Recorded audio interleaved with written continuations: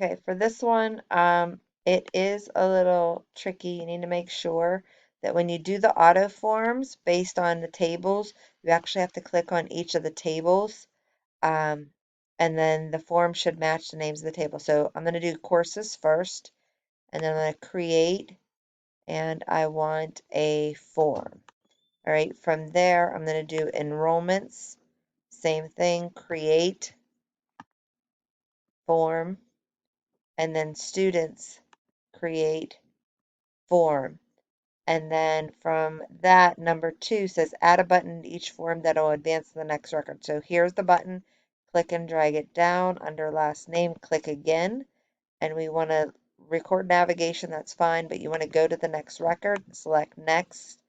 And then give it a name, which is next. And finish. Then I'm going to go back to the enrollments one. Same thing. Drag it down. Click. Next. Next. And give it a name, next. And then the last one, go back to courses, same thing, drag it down, click, go to next record, next, next, and type in next. Then the last one, or I'm sorry, the next one is going back through, apply the integral theme to all 3 forms. So select theme, this is the integral one, it applies it, go to the next one, theme, integral, students, theme, integral.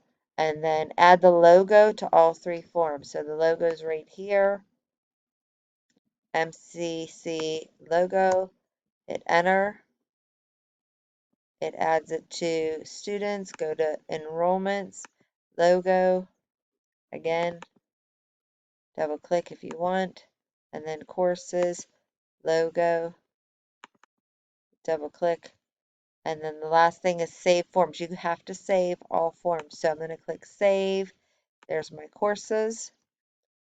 Go to enrollments, click save, enrollments, and then students, save, and click OK. I don't know why that one opened up.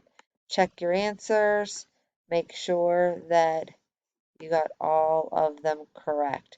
The biggest thing is making sure you click on each of the tables and then go back on each of them when it asks you to add a button, add the theme, and add the logo.